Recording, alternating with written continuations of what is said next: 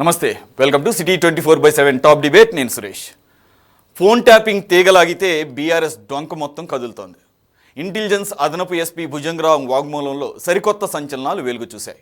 ముఖ్యంగా బీఆర్ఎస్ను మూడోసారి అధికారంలోకి తెచ్చేందుకే ఈ ట్యాపింగ్ గేమ్ సాగినట్లుగా తేలింది. జీహెచ్ఎంసీ ఎన్నికలతో పాటు 3 ఉప ఎన్నికల సమయంలోనూ ఫోన్స్ను ట్యాపింగ్ చేసినట్లు భుజంగరావు అంగీకరించడం కలకలం రేపుతోంది. బీజేపీ, కాంగ్రెస్ పార్టీలకు ఆర్థికంగా సాయపడే వారి ఫోన్స్తో పాటు బీఆర్ఎస్ అసంతృప్తులు, విపక్ష విద్యార్థి నేతలు, జర్నలిస్టులు, లాయర్ల ఫోన్లను కూడా ట్యాప్ చేయడం విశేషం. ఆఖరికి హైకోర్టు జడ్జి ఫోన్ కూడా ట్యాప్ అయిందంటే అప్పటి ప్రభుత్వం ఎంతకు బరి తెగించిందో అర్థమవుతోంది. ఫోన్ ట్యాపింగ్ కేసు రాబోయే రోజుల్లో తెలంగాణ రాజకీయాల్లో తీవ్ర ప్రకంపనలు సృష్టించడం ఖాయంగా కనిపిస్తోంది. లోక్సభ ఎన్నికల ఫలితాల తర్వాత రాజకీయ నేతల అరెస్టులు తప్పవనే విశ్లేషణలు వస్తున్నాయి. మరి ఈ ట్యాపింగ్ తీగ ఎవరి మెడకు చుట్టుకోబోతోంది? ఆ బడా రాజకీయ నేతలెవరు? అధికారంపై వ్యామోహంతో బీఆర్ఎస్ అగ్రనేతలు తమ గోతిని తామే తవ్వుకున్నారా? గులాబీ పార్టీ చచ్చిన పాముతో సమానం అంటున్న రేవంత్ చేతికి ఈ దెబ్బతో సరైన ఆయుధం దొరికినట్లేనా? వీటన్నిటిపై ఈరోజు డిబేట్లో పార్టిసిపేట్ చేస్తున్నారు తెలంగాణ పీసీసీ నుంచి నగేష్ గారు, అలాగే తెలంగాణ బీజేపీ నుంచి వేణు యాదవ్ గారు, అలాగే అనలిస్ట్, అలాగే సీనియర్ జర్నలిస్ట్ కోటేశ్వరరావు గారు, అలాగే బీఆర్ఎస్ నాయకురాలు రజితా రెడ్డి గారు కూడా. Welcome to you all to the debate. Madam, ప్రధానంగా ఆరోపణలు మీ ప్రభుత్వం ఉన్న టైంలో జరిగింది కాబట్టి, అలాగే మీ అగ్రనేతల పేర్లు కూడా వినపడుతున్నటువంటి సందర్భంలో what is your first reaction? First of all ఈ సిటీ న్యూస్ ఛానల్ ప్రేక్షకులకు, ప్యానెల్లో ఉన్న పెద్దలందరికీ నమస్తే అండి. చూడండి, ఫోన్ ట్యాపింగ్ విషయం గురించి పదే పదే వార్తలు వస్తున్నాయి. దానికి కౌంటర్ బీఆర్ఎస్ పక్షాన్ని ఇస్తానే ఉన్నారు. మళ్ళా ఇక రాష్ట్రంలో ఏ సమస్యలు లేనట్టుగా ప్రతిసారి గత ప్రభుత్వాలను విమర్శించుకోవడానికి ఏదో ఒక అంశాన్ని తెర మీదకి తేవడం, టైం పాస్ చేయడం కాంగ్రెస్ పార్టీకి కానీ వాళ్ళ నాయకులకు కానీ చాలా అలవాటుగా మారింది. దాని మీద ఎప్పటికప్పుడు మేము ఇస్తానే ఉన్న సమాచారం. ఇప్పుడు కూడా ఫోన్లను ట్యాప్ చేసే అధికారం పోలీసులకు ఉన్నది. కేంద్రంలో intelligence bureau, central bureau of investigation అంటే సిబిఐకి ఉంటుంది ఈ నిఘా వ్యవస్థ అనేది. మళ్ళీ ఇంకెవరికి ఉంటుంది? ఢిల్లీ పోలీస్ కమిషనర్లకు ఉంటది ఈ ఫోన్ ట్యాపింగ్ చేసే అధికారం, వీళ్ళకు ఉంటది. ఇది ఇలా ఉంటే అనధికారికంగా ఫోన్ ట్యాపింగ్ ఎవరు చేసినా కూడా అది క్రైమే. నిజంగా కూడా అది చట్ట ప్రకారం అది క్రైమ్ ఉండొచ్చు. ఎన్నికల్లో డబ్బులు పంచేందుకు ప్లాన్ చేస్తూ ఓటర్లను ప్రభావితం చేస్తూ అనధికారికంగానే దొరికిపోయింది ఎవరండి? ఓటుకు నోటు కుట్రలు చేసింది ఎవరనేది కూడా ప్రజలు ఇక్కడ గమనించాలి. ముఖ్యమంత్రికి ఫోన్ ట్యాపింగ్ కి ఏమన్నా సంబంధం ఉంటుందా? ఇది కూడా కాంగ్రెస్ నాయకులు గుర్తించాలి. ముఖ్యమంత్రికి రిపోర్ట్స్ వస్తాయి, ఇంటెలిజెన్స్ వ్యవస్థ ఉంటది గవర్నమెంట్ కి, ఇక దానికి తగ్గ రియాక్షన్ ప్రభుత్వం నుంచి ఉంటది. ఈ ముఖ్యమంత్రి తరఫున ఇంటెలిజెన్స్ వ్యవస్థ ట్యాప్ చేస్తలేదని ఒక్క నాయకుడిని చెప్పమనండి, కాంగ్రెస్ నాయకుడిని చెప్పమనండి. మరి ఈ ప్రభుత్వకి నిఘా వ్యవస్థ ఉందా లేదా? ఎవరి ఫోన్లు వీళ్ళు ట్యాప్ చేస్తలేరా? అది కూడా ఇక్కడ మాట్లాడాల్సి ఉంటది. ఇక ముఖ్యమంత్రి తరఫున ఇంటెలిజెన్స్ ట్యాప్ చేస్తది అనే విషయం సామాన్య వ్యక్తికి కూడా తెలుసు. చూడండి, ప్రతి ప్రభుత్వానికి ఇంటెలిజెన్స్ వ్యవస్థ ఉంటది. ఇక వాళ్ళు మన పోలీసులు కూడా సమాచార సేకరణ చేసి ముఖ్యమంత్రి గారికి ఇస్తారు. ల్యాండ్ ఆర్డర్ సమస్య ఉంటది, రకరకాల సమస్యల మీద పోలీసులు నిఘా వ్యవస్థ చేస్తుంది. సరే, గవర్నమెంట్ ఇంటెలిజెన్స్ డిపార్ట్మెంట్ అనేది ఒక క్రూషియల్ డిపార్ట్మెంట్, కానీ దాని డ్యూటీ ప్రైవేటు వ్యక్తుల యొక్క ఫోన్స్ ట్యాప్ చేయడం కాదు. మీరు బీఆర్ఎస్ నేతలు పదే చేస్తున్నటువంటి తప్పు ఏంటంటే దీన్ని ఖండించకపోగా అసలు ఆ ట్యాపింగ్ అనేది ఒక చిన్న విషయంలాగా మాట్లాడతారు. ఈవెన్ కేటీఆర్ గారు కూడా ఒక సందర్భంలో ట్యాపింగ్ జరిగితే జరిగి ఉండొచ్చు, ఏముంది ఒకళ్ళిద్దరు లంగాలు ఆ లాంగ్వేజ్ వాడుతూ అటువంటి వాళ్ళ ఫోన్స్ ట్యాప్ చేస్తారు అని చాలా తేలిగ్గా తీసి పారిస్తున్నారు. ఈవెన్ సెంట్రల్ లెవెల్లో కూడా ట్యాపింగ్ జరగాలి అంటే, ట్యాపింగ్ చేయాలి అని అంటే అది కూడా దేశ భద్రత, లేదంటే ఒక టెర్రరిస్ట్ యాక్టివిటీస్, పర్టికులర్ పర్సన్ ఏమన్నా ఈ సమాజానికి థ్రెట్ అనుకున్నప్పుడు కూడా విత్ పర్మిషన్, దానికి కావాల్సినటువంటి సెంట్రల్ కమ్యూనికేషన్ వ్యవస్థ నుంచి, అలాగే టెలిగ్రాఫ్కి సంబంధించినటువంటి చట్టానికి అనుగుణంగా పర్మిషన్స్ తీసుకొని అధికారికంగా ఒక సర్క్యులర్ తెచ్చుకొని చేస్తారు. అంతే తప్ప ఎవరి ఫోన్లు పడితే వారి ఫోన్లు ఈరోజు కన్ఫెషన్ స్టేట్మెంట్స్లో అటు భుజంగరావు కానీ లేదంటే రాధాకృష్ణరావు కానీ వీళ్ళంతా చాలా క్లియర్గా చెప్తున్నారు అప్పటి బీఆర్ఎస్ నాయకుల యొక్క ఇన్స్ట్రక్షన్స్తో అని. ఇంకా మాట్లాడితే ప్రభుత్వం యొక్క హెడ్ అంటే సీఎం లెవెల్లో ఉన్నటువంటి వ్యక్తి తెలియకుండా ఇవన్నీ జరిగే అవకాశం లేదు.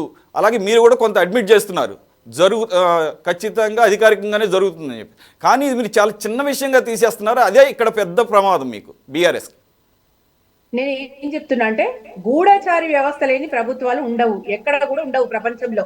వాళ్ళు ఇంటెలిజెన్స్ వ్యవస్థ సమాచారాన్ని సేకరించి ప్రభుత్వానికి నివేదిక ఇస్తారు, రోజుకోసారి సీఎంకి ఇస్తారు.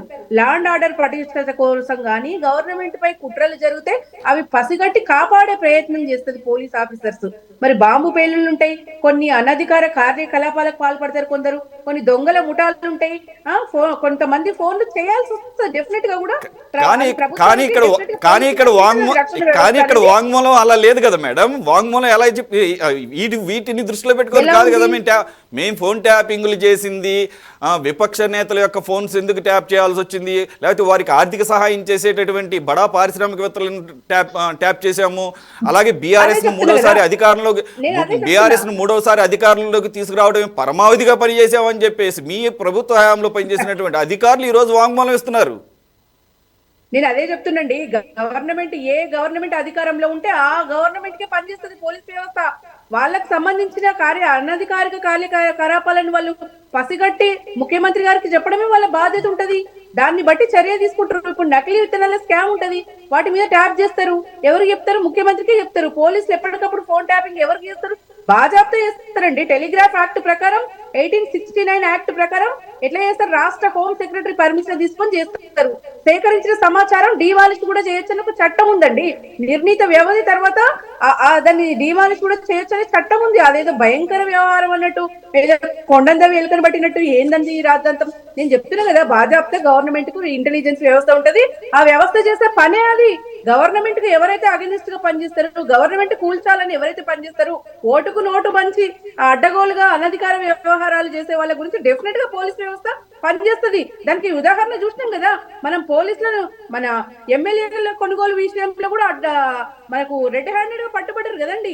ఇవన్నీ చూసిన తర్వాత కూడా మళ్ళీ ఇదేదో సిల్లీ వ్యవహారాన్ని ఏదో సీరియస్ గా తీసుకొని ప్రజా సమస్యలు ఏం లేనట్టు ప్రతిసారి మీరు ప్రజల్లోకి వస్తున్నారంటే ఇది చాలా నిజంగా కూడా సిల్లీగా తీసుకోవాల్సిన అంశమేనండి. దీనివల్ల పెద్ద ప్రజలకేం నష్టం జరగలేదు, ఇంకెవరికి కూడా ఏం నష్టం జరగలేదు. ఇది నిజానికి కూడా మా కేటీఆర్ గారు చెప్పినట్టు హైకోర్టు జడ్జి ఫోన్ కూడా ట్యాపింగ్ జరుగుతుందని చెప్పేసి వార్తలు వస్తున్న నేపథ్యంలో అఫ్ కోర్స్ ఇవన్నీ కూడా ప్రూవ్ చేయాల్సిన అవసరం ఉంది. దీని మీద ఎంక్వైరీ జరుగుతుంది.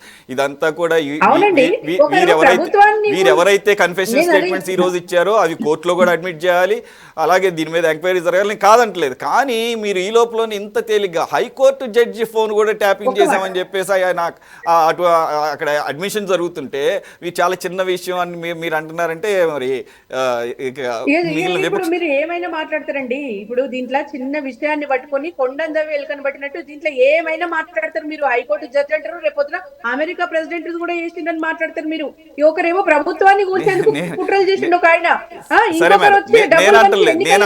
నేను అనటం లేదు. ఈ రోజు కన్ఫ్యూషన్ స్టేట్మెంట్స్ లో వచ్చినటువంటి అంశాలని మనం ఇక్కడ ఉదహరిస్తున్నాం. రైట్ మేడం, వస్తాను మీ దగ్గరికి వస్తాను. టీపీసీసీ నుంచి నగేష్ గారు ఉన్నారు. నగేష్ గారు,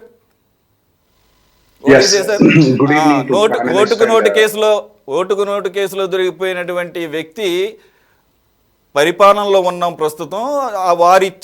వారి హయాంలో వస్తున్నటువంటి ఈ రిపోర్ట్స్ని చూసి మనం ఇది ఒక పెద్ద విషయమే కాదని చెప్పేసి అంటున్నారు. అంటే రేవంత్ రెడ్డి గారిని ఉద్దేశించి ఓటుకి నోటు కేసుకి నేను లాస్ట్ ఆన్సర్ ఇస్తాను. ఫస్ట్ ఇవ్వాల్సింది చాలా ఉంది. మేడం మాట్లాడారు, టీఆర్ఎస్ రిప్రజెంటేటివ్ చాలా గొప్పగా మాట్లాడారు. ఏంది secret agencies, intelligence agencies phone tapping చేస్తారా? అవునా? నిజమా? అసలు లీగాలిటీ తెలుసా? ఇప్పుడు లీగాలిటీస్ ని 2 బేసిస్ లో చూసుకుందాం. మనతో పాటు అనాలిస్ట్ గారు కూడా ఉన్నారు, ప్రజలు చూస్తూ ఉన్నారు. వాస్తవం ఏంటంటే ఒకటి కాన్స్టిట్యూషనల్ రైట్, ఒకటి legal right. Constitutional right guaranteed what article 21 madam తెలిసి ఉంటుంది. ఇంకోటి legal right, very rarest of the rarest case, supreme court వడ్డీకి కూడా ఉంది. రేరెస్ట్ ఆఫ్ ది రేరెస్ట్ కేసులో టాడా కోడా కేసులో అంటే ప్రివెన్షన్ ఆఫ్ టెర్రరిస్ట్ యాక్టివిటీస్ కింద, ఆ యాక్ట్ కింద మీరు ట్యాపింగ్ చేయవచ్చు with a magistrate permission, right, with a sitting judge permission. అది చాలా అంటే ఒకరి రైట్స్ ని మీరు ఎంక్రోచ్ చేస్తున్నప్పుడు you have to very cautious అయినా. కానీ బిఆర్ఎస్ రూలింగ్ లో ఇది చాలా పెద్ద constitutional right which is guaranteed by our Indian constitution. అది ఎంక్రోచ్ అయింది, అది మిస్యూజ్ అయింది. అది మిస్యూజ్ అయింది అంటే ఒకటి మీరు ఆలోచించాల్సింది ఏంటంటే, అప్పుడున్న BRS party law and order ని ఓవర్టేక్ చేసుకొని, అంటే ఇతరుల రైట్ ని ఎంక్రోచ్ చేయడానికి, అంటే ఇన్సెక్యూరిటీ కన్సర్న్ లో, అంటే ఓడిపోతామో లేక థర్డ్ టైం కూడా మేమే ఉండాలి అన్న కోణంలో ఇంటెన్షన్ గా చేపించిన యాక్టివిటీ ఇది. ఒకవేళ అంత ఈజీగా మేడం గారు బిఆర్ఎస్ రిప్రజెంటేటివ్ తీసి పడేస్తున్నారంటే అది మామూలుగా మీ మెడ చుట్టుకోవట్లేదు. వాస్తవంగా మీరు అన్నట్టు యాంకర్ గారు మీరు చెప్పినట్టు ఎక్స్ట్రాడినరీ ఈవెంట్. హిస్టారికల్లీ చరిత్ర మొత్తం తిప్పి చూస్తే ఏ రాష్ట్రంలో జరగని తప్పు కాన్స్టిట్యూషనల్ రైట్ ని ఉల్లంఘించింది బిఆర్ఎస్ గవర్నమెంట్. దానికి ఈ రోజు సిట్టింగ్ కమిటీ పెట్టి ఎంక్వైరీ అవుతుంది అంటే ఇంకోసారి ఎగ్జాంపులరీగా ఈ దేశం మొత్తంలో ఏ స్టేట్ గవర్నమెంట్ అయినా ఇలాంటి తప్పు చేయొద్దు. ఎగ్జాంపులరీగా ఈ వడ్డీకి కూడా రాబోతుంది, వీళ్ళకి పనిష్మెంట్ కూడా దొరకబోతుంది. ఇప్పుడు మేడం గారు అంటారు ఇంటెలిజెన్స్ గ్యాదరింగ్ రూపంలో చాలా చేయొచ్చు అంటే వాట్ ఈస్ ఏం చేయొచ్చు? ఇంటెలిజెన్స్ బ్యూరో యాక్ట్ చెప్తుందా మీకు, లేక ఎనీ రా ఏజెన్సీకి మీకు ఏమైనా చెప్పారా? ఎక్కడా ట్యాపింగ్ జరగదండి. ఇది లా అండ్ ఆర్డర్ పోలీస్ చేతిలో ఉన్నప్పుడు కమ్యూనికేషన్ డిపార్ట్మెంట్ కూడా పోలీస్ ఆఫీసర్స్ చూస్తారు. That is different department. వాళ్ళు కూడా ఒకరి ఫోన్ ట్యాప్ చేయాలంటే ఎన్నో పర్మిషన్స్ తెచ్చుకోవాలి, సిట్టింగ్ జడ్జ్ నుంచి తీసుకురావాలి. There is no particular act. ఎందుకంటే అది కాన్స్టిట్యూషనల్ గ్యారంటీ రైట్. దానికి మీరు ఎంక్రోచ్ అవుతున్నారు రైట్. అంత సీరియస్ ని దానికి కూడా వీళ్ళు చాలా సిల్లీగా చేశారు తెలంగాణలో. అంటే తెలంగాణ ప్రజల్ని ధోకా చేశారు. నాట్ ఓన్లీ తెలంగాణ ప్రజల్ని, లా అండ్ ఆర్డర్ కేసులో ప్రపంచానికి ఇండియన్ సిటిజన్స్ కి ఒక రకమైన కాన్స్టిట్యూషనల్ రైట్ ఎంక్రోచ్ అయినట్టు. ఇప్పుడు వస్తే ఓటుకి note case, let's take it. ఇప్పుడు ఈ ఓటుకు నోటు కేసు కూడా సుప్రీం కోర్టులోనే ఉంది. ఇక్కడ మా సీఎం గారు రేవంత్ రెడ్డి గారు వీఆర్ ప్రౌడ్ ఆఫ్ ఇట్. ఎందుకు ప్రౌడ్ అంటున్నాను చూడండి. ఆయన సిట్టింగ్ ఎమ్మెల్యేగా ఉన్నప్పుడు ఆయన మీద ఏం ఆరోపణ ఉన్నది? కరప్షన్ ఆరోపణల్లో ఈయనకి ఇంటెన్షన్ గా ఇదే బిఆర్ఎస్ గవర్నమెంట్ ఆయన మీద లేనిపోని సెక్షన్స్ వేసి ఈ రోజు ఆయనకి ఏది కోట్ల చుట్టూ తిరిగేటట్టు చేసింది ఇంటెన్షన్ గా. వాస్తవానికి ఆయనకు ఏ సెక్షన్స్ రావాలి? He was a sitting MLA then. అప్పుడు సెడిషన్ యాక్ట్ రావాలి, ప్రివిలేజ్ యాక్ట్ కింద తనకు పనిష్మెంట్ అసెంబ్లీలో ఎగ్జిక్యూటివ్ ఆర్డర్ త్రూ రావాలి. కానీ వీళ్ళు ఇంటెన్షన్ గా, అంటే ఈయన పొలిటికల్ క్యారియర్ ని జీరో చేయాలన్న కోణంలో లేనిపోని సెక్షన్స్ అన్ని అంటించారు. ఇది మీరు మా సీఎం గారు లాస్ట్ టైం మెనీ టీవీస్ లో చెప్పారు రైట్. ఇప్పుడు కూడా ఇన్ మై అబ్జర్వేషన్ సుప్రీం కోర్టులో స్టే ఉంది. ఎందుకు అంత పోరాడుతున్నాడు ఆయన అంటే, ఆయన వైట్ కాలర్ తో బయటికి రావాలి బిఆర్ఎస్ గవర్నమెంట్. అప్పుడు పొలిటికల్ వెండిటాలో భాగంగా ఆయన కావాల్సి ఎన్నో సెక్షన్స్ అంటించారు. సరే అవన్నీ పక్కన పెడితే ఇక్కడ మేడం గారు సపోర్ట్ చేసుకుంటున్నారు. ఏంది? ఇంటెలిజెన్స్ పేరుతో మనం ఎవరి ఫోన్ అయినా ట్యాప్ చేయవచ్చు అని. Wrong madam. మీరు కానీ మీ ప్యానెల్లో మిత్రులకు కానీ ఒకటి తెలియాల్సింది ఏంటంటే, కాన్స్టిట్యూషనల్ రైట్ ని ఎవరు హరించలేరు. In case of very rarest of the rare case, TADA కేసులో కానీ కోటా కేసులో కానీ prevention of terrorist activity act కింద అది కూడా మీరు డిఎం సిట్టింగ్ జడ్జి నుంచి తీసుకొచ్చే ఆర్డర్ అప్పుడు చేయాలి. అలాంటిది మీరు చాలా సింపుల్ గా చేశారు. చాలా ఇదొకటే కాదండి, మీరు ఇంకోటి మా సీఎం గారు ఈ ఒక్క కేసే కాదు, మెడిగడ్డ చూశారు. మెడిగడ్డలో కూడా చాలా కరప్షన్ జరిగింది. దళిత బంధులో కరప్షన్ జరిగింది, రైతు బంధులో కరప్షన్ జరిగింది. ఓకే రైట్ నగేష్ గారు, టెక్నికల్ ప్రాబ్లం అది సాల్వ్ అయ్యే లోపల I will come back to again. Venu Yadav గారు, మీ నాయకులు బండి సంజయ్ గారు అయితే ఏకంగా కేసీఆర్ని అరెస్ట్ చేయాలి, బీఆర్ఎస్ ప్రభుత్వం యొక్క గుర్తింపును రద్దు చేయాలని చెప్పేసి అంటున్నారు. ఇప్పటి వరకు ఇంకా పేర్లే సరిగ్గా దీనిలో వినపడటం లేదు. సరే, వారి పాత్ర ఉండకుండా ఉండే అవకాశం లేదు ఇంత జరిగినప్పుడు. ఇదంతా ప్రూవ్ అవ్వాలి కోర్టులో. గతంలో అనేకమైనటువంటి కేసులు చూసాము, అవి ఎక్కడ ఉన్నాయో కూడా తెలియదు. దర్యాప్తు దశలోనే ఆగిపోయినటువంటి సందర్భాలు చూసాము. డ్రగ్స్ కేసులు చూసాము, టాలీవుడ్ డ్రగ్స్ కేసులు చూసాము, అలాగే ఎన్క్రోచ్మెంట్ కేసులు చూసాము. మీ ప్రభుత్వం ఏదైతే తెలంగాణ ఏర్పడిన తర్వాత అవన్నీ కూడా ఎక్కడున్నాయో ఇప్పటికీ తెలియదు. అలాగే దేశవ్యాప్తంగా కూడా రకరకాల కుంభకోణాలు, పెద్ద పెద్ద కుంభకోణాలే ఇప్పుడు దర్యాప్తు ఏ దశలో ఉన్నాయో కూడా తెలియనటువంటి పరిస్థితి. ఏదో 1-2 సందర్భాల్లో లాలూ ప్రసాద్ యాదవ్ లాంటి వాళ్ళు కన్విక్ట్ అవడం తప్ప. ఇవన్నీ పక్కన పెడితే ఏకంగా మీరు పార్టీని గత 10 సంవత్సరాలుగా ఉండి ఇప్పుడు అధికారం కోల్పోయినటువంటి పార్టీ గుర్తింపునే రద్దు చేయాలంటాం. అలాంటప్పుడు మీరు సిబిఐ ఎంక్వైరీని మీ ప్రభుత్వం ఉంది కదా సెంటర్లో, సిబిఐ ఎంక్వైరీ వేయమని చెప్పేసి సెంటర్ని ఎందుకని రిక్వెస్ట్ చేయడం లేదు? మీరు ఏమైనా డిమాండ్ చేస్తే వారు ఏమన్నా కాదంటున్నారా? What is a sir? అందరికీ నమస్కారం. ప్యానెల్లో ఉన్నటువంటి పెద్దలకు, అదేవిధంగా విశ్లేషకులకు, ముఖ్యంగా సిటీ 24x7 ప్రేక్షకులకు అందరికీ శుభ సాయంత్రం. ఏదైతే ఈ రోజు ఈ చర్చ ఉందో గత కొన్ని రోజుల నుంచి, కొన్ని నెలల నుండి ఇది ఒక మీడియాలో సెన్సేషన్ న్యూస్ అంటే ఇప్పుడే మన బిఆర్ఎస్ పార్టీ ప్రతినిధి గారు మాట్లాడుతూ ఫోన్ ట్యాపింగ్ అనేది ఎవరైనా చేయొచ్చు. అమ్మా, ఒక 2 విషయాలు ముందు మీకు చెప్పాలి. ఇండియన్ టెలిగ్రాఫిక్ యాక్ట్ 1885 మీరు చెప్పిన దాని ప్రకారంగా పబ్లిక్ ఎమర్జెన్సీ జరిగినప్పుడు సెక్షన్ 5(2) ప్రకారంగా ప్రజల భద్రతా దృష్ట్యా అండర్లైన్ చేసుకోండి, యాక్ట్ ఏం చెప్తుందండి. Phone tapping central and state governments చెయ్యొచ్చు. అదేవిధంగా 2007 రూల్ నంబర్ 419A సవరణ చట్టం కింద సెంట్రల్ గవర్నమెంట్ నుంచి హోమ్ మినిస్ట్రీ మంత్రిత్వ శాఖలో భారత ప్రభుత్వ కార్యదర్శి ఉత్తర్వులు తీసుకోవాలి. అదే స్టేట్ గవర్నమెంట్ నుంచి రాష్ట్ర ప్రభుత్వ కార్యదర్శి హోమ్ శాఖ ఇన్ఛార్జ్ గారి ఉత్తర్వులు తీసుకోవాలి. ఇది పబ్లిక్ ఎమర్జెన్సీ సంభవించినప్పుడు మాత్రమే. ఒకసారి దీని గురించి నేను స్పష్టంగా చెప్పదలుచుకున్నా. ఇది నా దగ్గర ఉన్నటువంటి ఇన్ఫర్మేషన్. ఎందుకంటే ఏదైనా ఇన్ఫర్మేషన్ ఉంటే కూడా మీరు చెప్పచ్చు.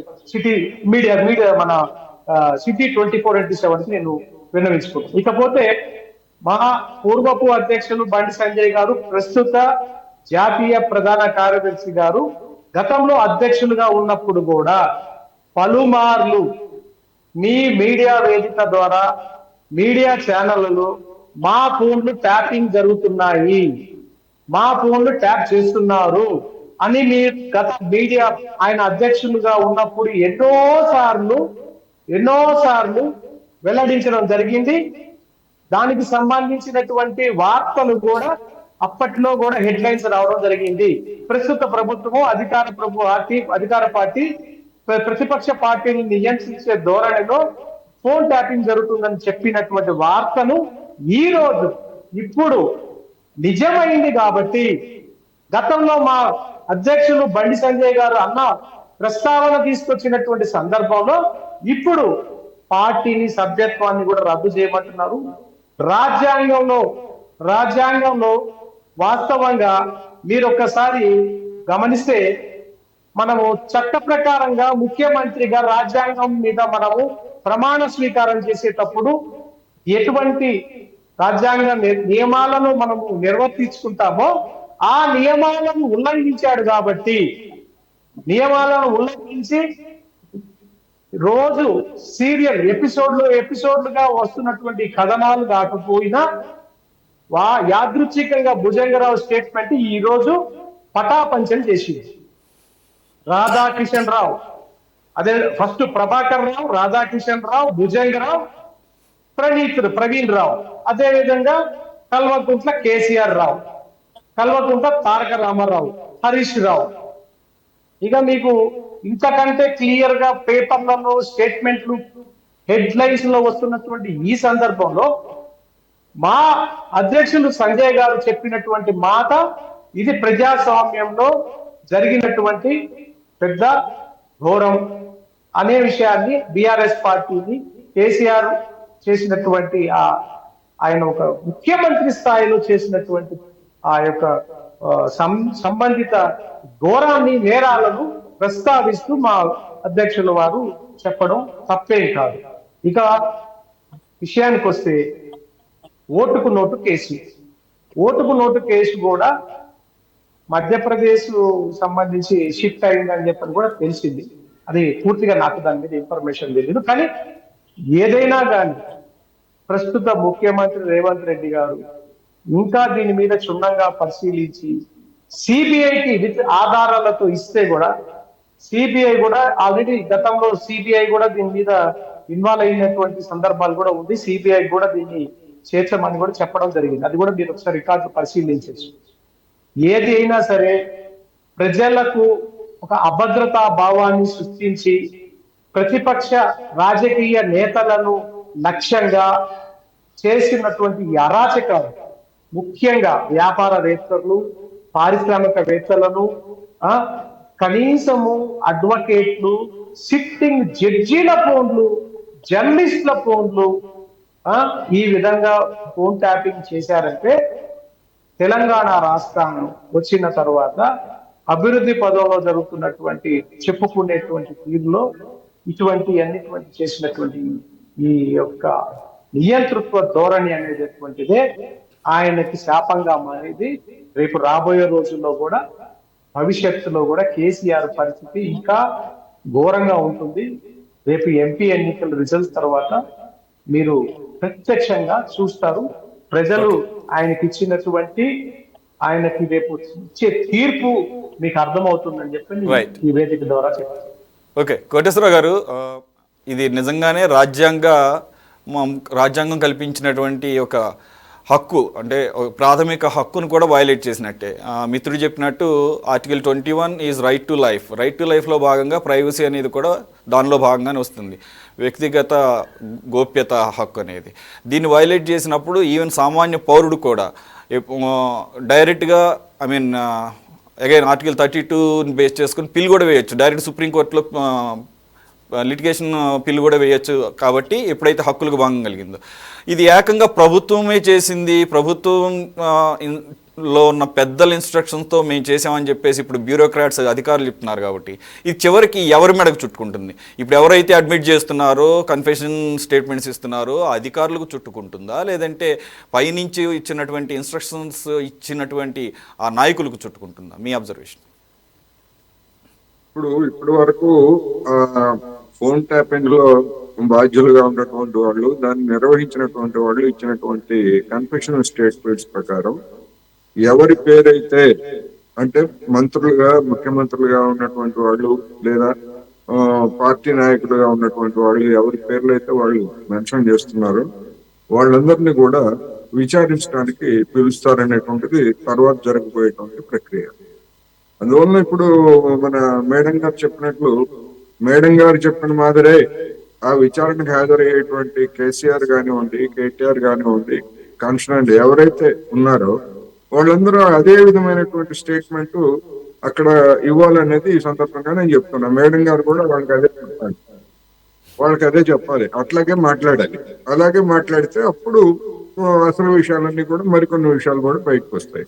ఇప్పుడు ఫోన్ ట్యాపింగ్ చెయ్యకూడదు, చెయ్యొచ్చు అనేటువంటిది చట్టంలోనే ఉంది. చేయడానికి ఏ ఏ పరిస్థితుల్లో ఎవరెవరి మీద చేయాలి, ఎట్లా చేయాలనేటువంటిది చట్టంలోనే ఉంది. ఇక్కడ సమస్య ఏంటంటే, ఒక ఇంటర్నేషనల్ క్రిమినల్ కానివ్వండి, లేదా ఒక టెర్రరిస్ట్ కానివ్వండి, లేదా అందరికీ తెలిసినటువంటి ఒక గూండా గురించి కానివ్వండి, వాళ్ళ ఫోన్లు ట్యాప్ చేయాలన్నా కానీ అధికారికంగా పర్మిషన్ తీసుకోవాలి. వాళ్ళు గూండాలు కదా, పర్మిషన్ తీసుకోవాల్సినటువంటి అవసరం లేదు అని అంటే కుదరదు, చట్టం ముందు అది చెల్లదు. అటువంటి వాళ్ళ విషయంలోనే పర్మిషన్ తీసుకొని చట్టబద్ధంగా చేయాల్సినటువంటి ట్యాపింగ్ ని అనధికారికంగా, అధికారపక్షంగా ఉన్నటువంటి వాళ్ళకి వ్యతిరేకులుగా ఉన్నటువంటి వాళ్ళు లేదా ప్రతిపక్షాలుగా ఉన్నటువంటి వాళ్ళు ఏం జరుగుతుంది, ఆ పార్టీలో ఏం జరుగుతా ఉంది, ఆ సంస్థల్లో ఏం జరుగుతా ఉంది, ఆ ఇంట్లో ఏం జరుగుతా ఉంది, ఇలాంటి విషయాలన్నీ కూడా ట్యాప్ చేయమని చెప్పేసి ఏ చట్టము, ఏ ప్రభుత్వంలో ఎక్కడా లేదు. ఇవన్నీ అనధికారికము, మౌఖికంగా ఇచ్చినటువంటి ఆదేశాల ప్రకారం జరిగినటువంటి ఒక దుర్మార్గమైనటువంటిది లేదా చట్ట విరుద్ధమైనటువంటి చర్యలు. అందువలన ఈ విషయాలు అనేటువంటి దాన్ని ఆ స్పష్టత అనేటువంటిది లేకుండా ఎవరైనా చేస్తారు వాళ్ళ పని అదే అని మాట్లాడేట్లయితే నేను అదే చెప్తున్నా. రజిత మేడం గారు ఆమెనా వెళ్ళి ఇదిగో నేను ఇట్లా మాట్లాడాను ఫలాని టీవీ ఛానల్లో రికార్డ్ చేసుకోండి నా స్టేట్మెంట్, ఎవరైనా చేయొచ్చు అని చెప్పేసి ఆవిడ కూడా చెప్పొచ్చు, లేదా వాళ్ళ నాయకుల చేత ఆ విషయాలు చెప్పించవచ్చు. అప్పుడు తెలుస్తుంది మ్యూజిక్ ఎట్లా ఉంటుంది అనేటువంటిది. అందువలన చట్టం తెలుసుకోవాలి, లేదా అధికారంలో ఉన్నటువంటి వాళ్ళ బాధ్యతలు తెలుసుకోవాలి, యంత్రాంగం యొక్క పని ఏమిటనేటువంటిది తెలుసుకోవాలి. ఇక మన బండి సంజయ్ గారు ఆయన ఏం మాట్లాడతారో ఆయనకే తెలియదు. ఒకటి ఎందుకు అంటున్నానంటే, ఒక ఎంపీగా ఉండి ఒక రాష్ట్ర పార్టీ అధ్యక్షుడిగా ఉన్నప్పుడు తన ఫోనే ట్యాపింగ్ అయిందని చెప్పేసి ఆయన చెప్పినట్టుగా మన మిత్రులు చెప్తున్నారు. ఆరోపణలు గతంలో చేసిన మాట నిజమే. ఇక్కడ సమస్య ఏంటంటే, తన ఫోన్ అక్రమంగా ట్యాప్ అవుతున్నప్పుడు అది కేంద్ర చట్టంలో పరిధిలో ఉన్నటువంటి శాఖ అయినప్పుడు ఎందుకని కేంద్ర ప్రభుత్వానికి ఆయన ఫిర్యాదు చేయలేదు అనేటువంటిది ఓ ప్రశ్న. ఎందుకని చేయాలి? ఎందుకంటే ఒక ఎంపీగా కూడా ఉన్నారు కనుక ఆయన కొన్ని ప్రివిలేజెస్ ఉంటాయి. అటువంటి ప్రివిలేజ్ కి భిన్నంగా తన ఫోన్ ట్యాప్ అవుతా ఉంటే కేంద్ర ప్రభుత్వం మానిటర్ చేయాల్సినటువంటి ఇటువంటి అక్రమాలు జరిగినప్పుడు ఎవరు మానిటర్ చేయాలి? కేంద్ర ప్రభుత్వం చేయాలి. కేంద్ర ప్రభుత్వానికి చేస్తే కేంద్ర ప్రభుత్వం ఇదిగో ఫలానా ఎంపీ లేదా ఫలానా పార్టీ అధ్యక్షుడి ఫోన్ ట్యాపింగ్ అయిందనేటువంటి కంప్లైంట్ మాకు వచ్చింది, ఇది నిజమా కాదా అనేటువంటిది కేంద్ర ప్రభుత్వం ముందు రాష్ట్రాన్ని సంజాయిషి అడుగుతుంది. మరి ఈ ప్రక్రియ అంతా జరిగినట్టు ఎక్కడ బీజేపీ వాళ్ళు చెప్పట్లేదు, లేదా బండి సంజయ్ గారు కూడా చెప్పట్లేదు. మరి ఎందుకని ఇటువంటి డిమాండ్లు తీసుకొస్తున్నారు? ఒకటి. రెండోది, ఒక ఫోన్ ట్యాపింగ్ జరిగింది, దానికి అధికారంలో ఉన్నటువంటి వాళ్ళు మంత్రులు వీళ్ళు బాధ్యులు అని చెప్పేసి అంటున్నారు. సరే, అది రుజువు కావాలనేది వేరే అంశం. ఒకవేళ రుజువు అయినా కానీ వ్యక్తులుగా ఉన్నటువంటి వాళ్ళకి ఆ నేర తీవ్రతను బట్టి శిక్షలు పడతాయి. ఇంకోటి జరుగుతుంది. ఆ శిక్షలను బట్టి కూడా ఎమ్మెల్యేలు ఎంపీలుగా ఉన్నట్టే వాళ్ళ ఉద్యోగాలు కూడా ఓడతాయి. అది వేరే అంశం. కానీ పార్టీ ఎట్లా రద్దు అవుతుంది? పార్టీ అనేటువంటిది ఒక నాయకుడిదో ఒక నాయకురాలదో కాదు కదా. పార్టీ అనేటువంటిది ఒక సమూహానికి సంబంధించినటువంటి అంశం. ఆ సమూహం మొత్తం నేరం చేస్తే, ఆ సమూహం మొత్తం అందులో ఉన్నటువంటి ప్రాథమిక సభ్యుడి నుంచి నాయకత్వ స్థానాల్లో ఉన్న వాళ్ళందరూ సామూహికంగా అటువంటి నేరం చేస్తే ఆ పార్టీని రద్దు చేయడానికి అవకాశం ఉంటుంది. ఎట్లా జరుగుతుంది? కొంతమంది వ్యక్తులు చేసినటువంటి తప్పిదాలను మొత్తం పార్టీని ఎట్లా రద్దు చేస్తారు?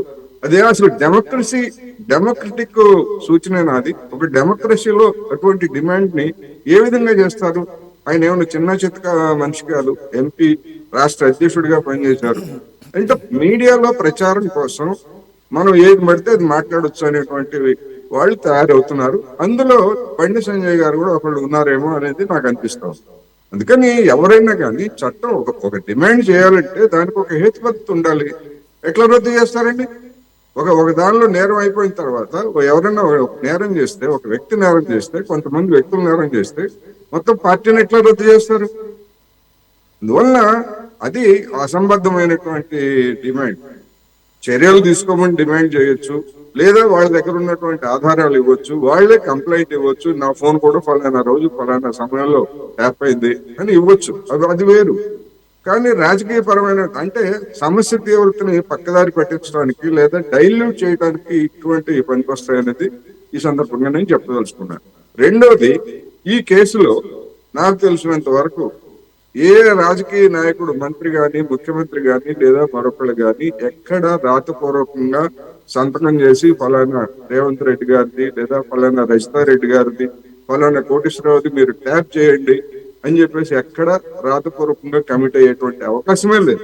ఇదంతా అనధికారికంగా జరిగినటువంటి వ్యవహారమే. అందువలన వాళ్ళు ఇచ్చినటువంటి కన్ఫెషన్ స్టేట్మెంట్స్ ప్రకారం వాళ్ళని అడుగుతారు.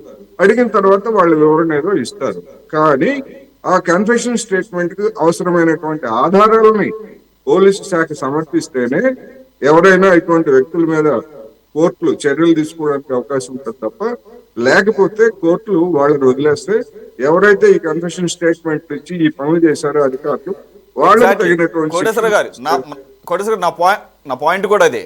ఇది ఏదన్నా కేసులో అప్రూవర్లుగా మారిన వాళ్ళు చెప్పినట్టుగా చాలా బుద్ధిమంతుల్లాగా గొప్పగా ఇదేదో గొప్ప పనిలాగా ఇదేదో ఒక మంచి కార్యాన్ని చేసినట్టుగా చక్కగా పోసుకొచ్చినట్టు మేము పలానా వాళ్ళ ఫోన్లు ట్యాప్ చేసాం, ఇందుకోసం చేసాం, డబ్బులు ఈ రకంగా టాస్క్ ఫోర్స్ వాహనాల్లో తరలించాం, 2 ప్రైవేటు పెద్ద హాస్పిటల్స్ నుంచి భారీ ఎత్తున వసూలు చేసాం, ఒక రియల్టర్ని బెదిరించాము, మాట వినకపోతే కేసులు పెడతామన్నాము, అతని చేత ఎలక్ట్రల్ బాండ్స్ కొనిపించాము అని ఏదో బుద్ధిమంతుల మాదిరి ఒక స్టూడెంట్స్ చెప్పినట్టుగా ఏదో మంచిగా రాసిచ్చేసింది.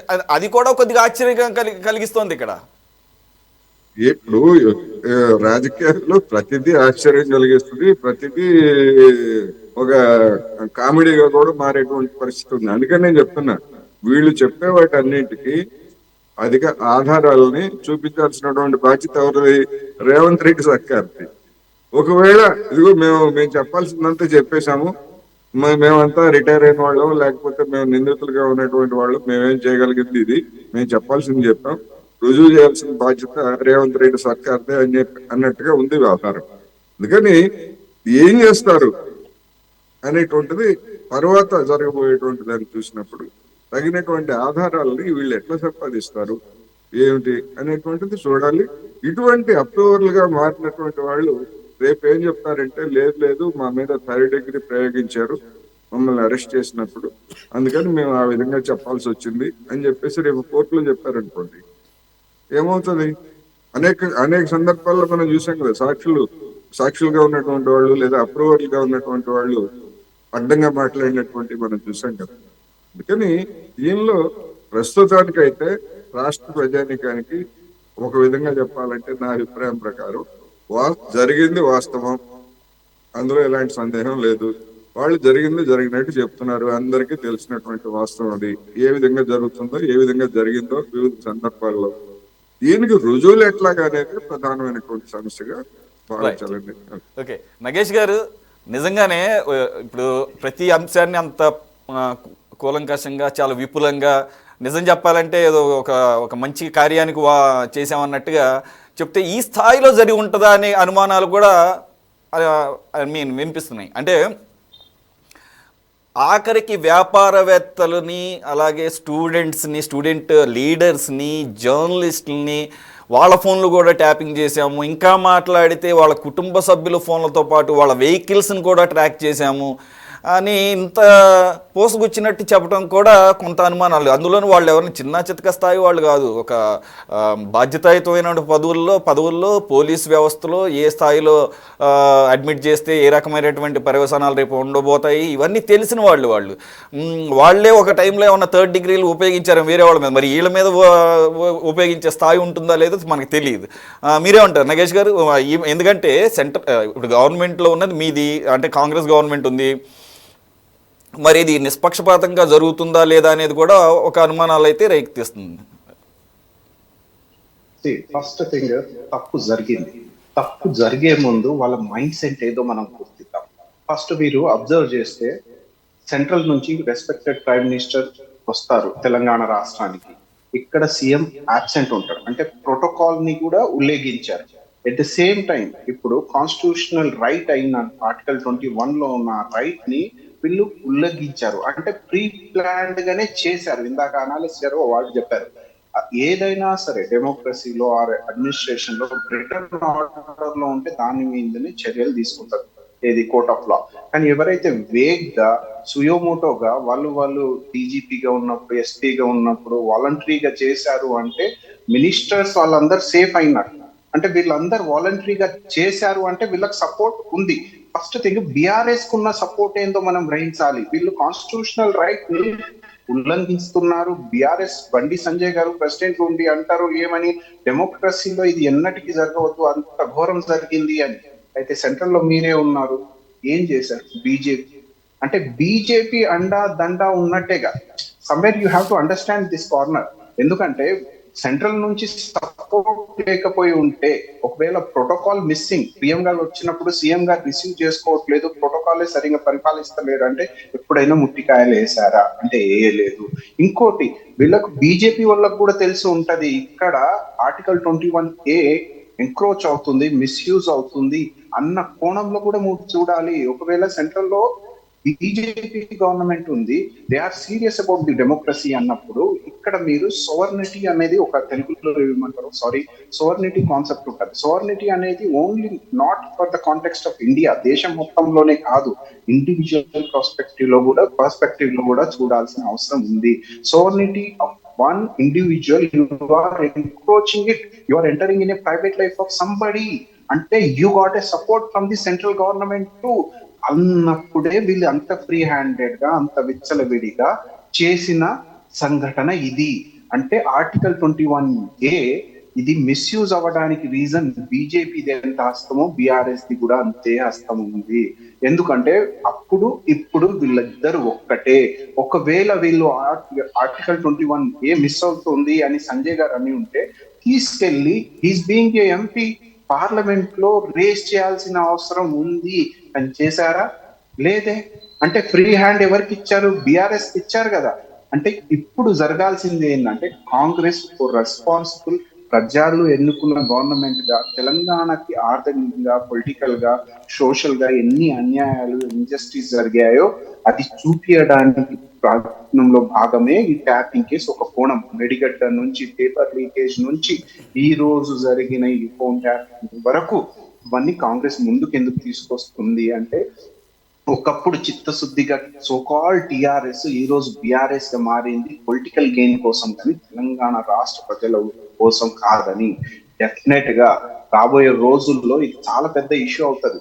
మార్క్ మై వర్డ్, ఇది ఇండియాలోనే one of the exemplary case కాబోతుంది. కాన్స్టిట్యూషనల్ రైట్ ని ఎవరైతే చెరుస్తారో వాళ్ళకి ఇదే స్థితి పడబోతుంది అని ఓ ఎగ్జాంపులరీగా మారబోతుంది.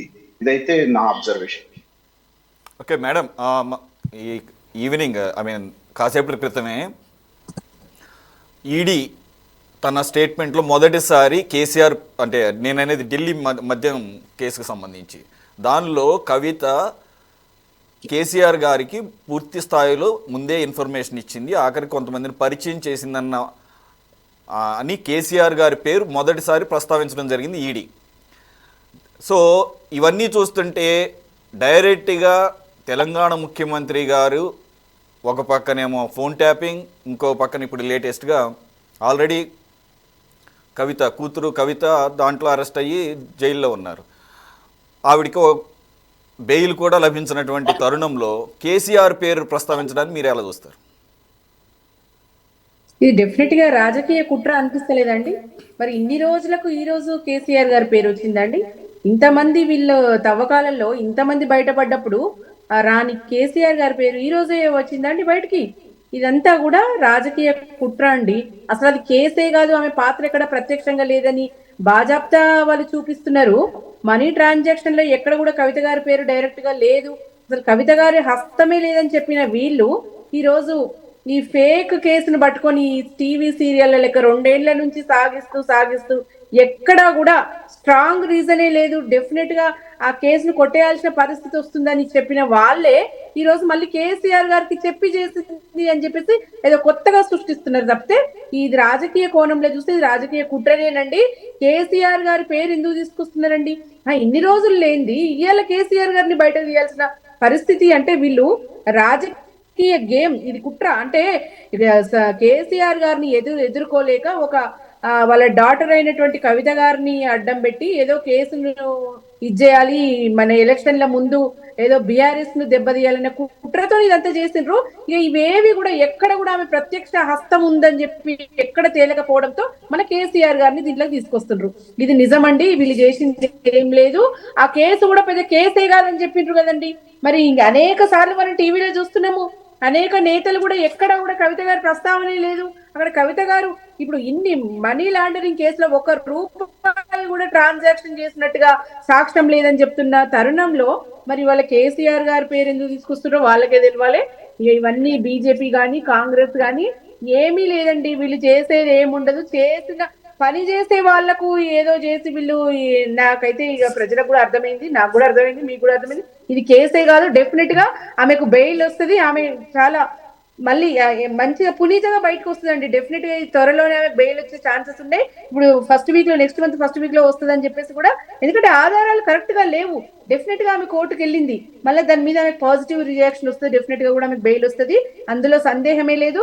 ఇక ఇప్పుడు ఏది లేక మళ్ళీ ఫోన్ ట్యాపింగ్, మళ్ళీ కేసీఆర్ గారు మెడకు ఏదో ఒక ఉచ్చు తగిలించాలి, ఏదో మళ్ళీ ఏదో రివర్స్ అయ్యేటట్టుంది గేమ్ ఇది. గట్టిగా చూస్తే కనుక ఫోన్ ట్యాపింగ్ విషయం కూడా ఇప్పుడు కాంగ్రెస్ పార్టీ సీఎం గారు మెడకే చుట్టుకోబోతుంది. ఇది వీళ్ళు గట్టిగా ఈ కేసును కనుక అడ్జేస్తే, అంటే ప్రభుత్వాన్ని కూల్చేందుకు కుట్రలు చేసింది వాళ్ళే. ఆ రోజు రెడ్ హ్యాండెడ్ గా ఓటుకు నోటుగా దొరికింది వాళ్ళే. ఎమ్మెల్యేల కొనుగోలు విషయంలో రెడ్ హ్యాండెడ్ గా దొరికింది వాళ్ళే. డబ్బు పంచి ఎన్నికల్లో గెలవాలని కుట్రలు చేసింది వాళ్ళే. ఈ కుట్రను పసిగట్టిన పోలీసులు స్పెషల్ టాస్క్ ఫోర్స్ ఏర్పాటు చేసి వాళ్ళ కుట్రలను భగ్నం చేసి ఆ డబ్బు కాంగ్రెస్ నేతలది పట్టుకున్నారు ఆ రోజు. అంటే ఆ డబ్బు నిజంగా కాంగ్రెస్ నేతలది అయితే వాళ్ళని ఎన్నికల నుంచి బహిష్కరించాలి. అంటే వాళ్ళు ఒప్పుకుంటున్నారా? అప్పుడు పట్టుకున్న డబ్బు వాళ్ళని వాళ్ళు ఒప్పుకుంటున్నారా? వాళ్ళు ఒప్పుకుంటే కనుక వినండి, వాళ్ళు ఒప్పుకుంటే కనుక వాళ్ళను, నేను చెప్పేది వినండి, నిజంగానే ఆయనకు పనిష్మెంట్ ఉండాలి. కానీ కరప్షన్ యాక్ట్ కింద ఎలా పోతారు రేవంత్ రెడ్డి గారు? మీరు అప్పుడు ఆయన సిట్టింగ్ ఎమ్మెల్యే అండి. నేను లీగాలిటీ బేస్ చేసుకునే మాట్లాడుతున్నాను. I'm still speaking on the basis of the legality. మీరు constitutional right article 21A misuse చేసింది బీఆర్ఎస్ గవర్నమెంట్. సరే, మీరు అది అగ్రీ అవ్వట్లేదు. ఇప్పుడు కూడా ఐఎమ్ ఆన్ ఛాలెంజ్ అండి. రేవంత్ రెడ్డి గారి మీద ప్రివిలేజ్ యాక్ట్ కింద రావాల్సిన సెక్షన్స్ ఉన్నాయా, లేకపోతే కరప్షన్ ఛార్జెస్ ఉన్నాయా? మీరు క్లారిటీ తెచ్చుకోండి ఇక్కడ. అందుకే ఆయన స్టే తీసుకొచ్చుకున్నాడు. సుప్రీంకోర్టు లో కేసు ఉంది, ఇంకా పోరాడుతున్నారు. మీ దగ్గర ఏముంది? ఒకవేళ లెస్సే కవిత గారు లిక్కర్ స్కామ్ లో లేదు అంటే ఇంతవరకు బెయిల్ రాలేదు. There is a potential corruption happen in that. అందుకే అరవింద్ కేజ్రీవాల్ నుంచి సిసోడియా, కవిత గారు ఉన్నారు. ఏ విధంగా అది పొలిటికల్ వెండిట కాదు. మహేష్ గారు ఇక్కడ మీరు ఒకటి చూడాలి. ఇక్కడ కేజ్రీవాల్ అరెస్ట్ ఏమో మీ నాయకుడు రాహుల్ గాంధీ గారేమో తప్పు అంటారు. ఇక్కడ మీరు వచ్చేసరికి ఇక్కడికి వచ్చేసరికి కవిత అరెస్ట్ సబబు అంటారు. ఇద్దరు కూడా ఒకటే కేసులో అరెస్ట్ అయ్యారు. ఇక్కడ అక్యూజ్డ్ అన్నదే ఉంది, not proven yet. Court of law suppose to be prove that. నేనేమంటున్నా, she accused in the liquor scam. Why don't she support for the free and fair trial? If that is the case, same thing will apply to Kejriwal as well. So investigation phase లోనే ఉంది. మరి ఈ లోపలనే మీ నాయకుడు రాహుల్ గాంధీ గారు కేజ్రీవాల్ అరెస్టే అసలు అప్రజాస్వామికం అని చెప్పేసి, ఇది రాజకీయ ప్రేరేపితమైనటువంటి కుట్ర అని చెప్పేసి, కేసు అని చెప్పేసి అంటుంది. దాన్ని ఎలా చూస్తారు? మరి మీలోనే మీకే ఇక్కడ కాంట్రడిక్షన్ ఉంది. లెట్సే నేను ఇక్కడ మీరు అబ్జర్వేషన్ చూడండి. ఢిల్లీ గవర్నమెంట్ ఫంక్షన్ చేయడానికి వాళ్ళ దగ్గర పోలీస్ యాక్ట్ తప్ప మిగతా అన్ని ఉన్నాయి. అడ్మినిస్ట్రేషన్ యాక్ట్ అన్ని వాళ్ళ హ్యాండ్ లో ఉన్నాయి, because it's being A union territory. కానీ అక్కడ సివిల్ సర్వెంట్ కి కూడా వాళ్ళకి చాయిస్ ఉన్న సివిల్ సర్వెంట్ ని పెట్టి సర్వీస్ చేద్దామన్నా బీజేపీ గవర్నమెంట్ సపోర్టివ్ గా లేదు. ఆ గవర్నమెంట్ ని, ఢిల్లీ గవర్నమెంట్ ని through governor, through lieutenant governor, through Delhi BJP నడిపిస్తుంది. వాళ్ళకి కావాల్సుకొని ఇంటెన్షన్ గా బాధ పెడుతుంది. సంఘటనలు ఉన్నాయి అవన్నీ. సేమ్ ఇక్కడ బీఆర్ఎస్ కూడా ఇంటెన్షన్ గా రేవంత్ రెడ్డి గారి మీద note case as per law he has to be proven in privilege act కింద వెళ్ళాలి. వీళ్ళు కావాల్సుకొని, అంటే బీజేపీ బీఆర్ఎస్ ఒకటే కాబట్టి వీళ్ళ ఆటలు ఇలాగే ఉంటాయి. ఇంటెన్షన్ గా దే టార్గెట్ పీపుల్. ఆ కోణంలో రాహుల్ గాంధీ గారు ఆ విషయంలో అంటున్నారు. ఒకవేళ లెట్సే రాహుల్ గాంధీ గారు కేజ్రీవాల్ కి సపోర్టివ్ గా స్టేట్మెంట్ ఇచ్చారు. లెట్సే ఇక్కడ కవిత గారు కూడా ఉన్నారు. ఆయనకు తెలుసు ఎంతమంది ఉన్నారు అక్కడ అని. కానీ due process of Lalo court suppose to be decided. కానీ ఇక్కడ మనం ఫ్రీ మైండెడ్ గా ఒకరి పక్షాన కాకుండా మాట్లాడాల్సిన అవసరం ఎప్పుడు ఉందంటే లీగాలిటీని బేస్ చేసుకొని. If they are not accuse, why she is in the జైల్లో ఉంది, ఎందుకు కస్టడీలో ఉన్నారు కవిత గారు? దానికి ఆన్సర్ బీఆర్ఎస్ సోదరి చెప్పాల్సిందే. తను ఏమంటుంది? పొలిటికల్ వెండిటా అంటుంది. లెట్స్ పొలిటికల్ వెండిటా అయితే మీరు ప్రైమ్ మినిస్టర్ ప్రోటోకాల్ ని మిస్యూజ్ చేశారు. సో కాల్డ్ గవర్నర్ ఉన్న ఆఫీస్ కి రెస్పెక్ట్ చేయకుండా మీరు చేసే అడ్మినిస్ట్రేషన్ రిపోర్ట్ పంపలేదా మీకు? ఎన్నో రకాలుగా గవర్నర్ ఆఫీస్ ని కూడా మిస్యూజ్ చేసింది బీఆర్ఎస్ గవర్నమెంట్. అలాగే కాన్స్టిట్యూషనల్ రైట్ నుంచి పేపర్ లీకేజ్, అంటే కాన్స్టిట్యూషనల్ పొజిషన్ ఉన్న పబ్లిక్ సర్వీస్ కమిషన్ ని కూడా వేరే డిఫరెంట్ లెవెల్లో నడిపించారు వీళ్ళు. అంటే వీళ్ళ దగ్గర గవర్నెన్స్ ప్రాసెస్ లేదు, లీగాలిటీని బేస్ చేసుకునే నడిపేలేదు వీళ్ళు. నేను అది చెప్తున్నాను. మా రాహుల్ గాంధీ కూడా అదే అంటున్నారు. Which is harmful for the democracy, which is harmful for the constitution of India. మీరు దాన్ని బేస్ చేసుకొని నడిపియాలి. ఇప్పుడు సో కాల్ మేడం గారు అంటున్నారు సో ఇన్నోసెంట్ కవిత గారు అని, ఇంతవరకు బెయిల్ ఎందుకు రాదు? At least certain time period Kejriwal is came out, why can't Kavitha గారు? సో మరి ఇదే కేసులో బెయిల్ వచ్చిన వాళ్ళు కూడా ఉన్నారు, ఇదే కేసులో బెయిల్ వచ్చిన వాళ్ళు కూడా ఉన్నారు. ఎవరైతే అప్రూవర్లుగా మారారు వారు ఆ తర్వాత ఏ రకంగా ఎలక్ట్రల్ బాండ్స్ కూడా బీజేపీకి సమర్పించుకున్నారో అవి కూడా చూసాం. శరత్ చంద్రారెడ్డి గారు లాంటి వారు. అదే వెరీ నైస్, మీరే అన్నారు కదా అప్రూవల్ బయటికి వచ్చారు బెయిల్ వచ్చిన వాళ్ళని. ఇక్కడ బీజేపీ బీఆర్ఎస్ క్విట్రోక్యో ఈక్వేషన్స్ లో ఉన్నారు. దీనికి జ్యుడిషియరీ టైంలో మీరు అది ఇస్తే నేను ఇది ఇస్తా, ఏమో మైనాబాద్ కేసు ఉందేమో, అందుకే లిక్కర్ పొలిటికల్ మైలేజ్ కోసం చేశారేమో, ఎలాగో బీఆర్ఎస్ ఎన్నికలేదు తెలంగాణ, బీజేపీకి సైడెడ్ గా సపోర్ట్ చేద్దాం. వై కాంట్ దెర్ ఈస్, మీరు ఈ పర్స్పెక్టివ్ లో కూడా చూడొచ్చు కదండి. సో దెర్ ఈస్ ఎ క్విట్రోక్యో, ఈ ఈక్వేషన్ లో వాళ్ళు పనిచేస్తున్నారు. Right, okay. వేణు యాదవ్ గారు, ఈడీ ఇన్ని రోజుల పాటు మెన్షన్ చేయకుండా ఈరోజు మొదటిసారి కేసీఆర్ గారి పేరును ప్రస్తావించడం, అలాగే ఏదైతే మీ మీద ఉందో ప్రధానమైనటువంటి ఆరోపణ సిబిఐ ఈడీలను మీకు సమయానుకూలంగా వాడుకుంటున్నారనే దానికి ఆజ్యం పోసినట్టుగా ఉంటుందని చెప్పేసి విమర్శకుల మాట. ఓడీసీ ఇప్పుడే మిత్రుడు మన కాంగ్రెస్ పార్టీ మిత్రుడు మాట్లాడుతూ బీజేపీ ఈ ఫోన్ ట్యాపింగ్ సంబంధిత ఇవన్నీ గురించి చాలా వివరంగా మాట్లాడాడు. కానీ నేను 2 విషయాలు చెప్తున్నాను. సెక్షన్ 246 రాజ్యాంగం ప్రకారం రాష్ట్ర కేంద్ర ప్రభుత్వాల మధ్య అధికారాలు 3 విభాగాలుగా వాళ్ళకి ఇవ్వడం జరిగింది. అధికార పరిధి, శాసన అధికారాలు, ఉమ్మడి అధికారాలని 3 విభాగాలుగా విభజించి ఒక్కొక్క సంబంధించినటువంటి వాటిల్లో తలదూర్చకూడదు.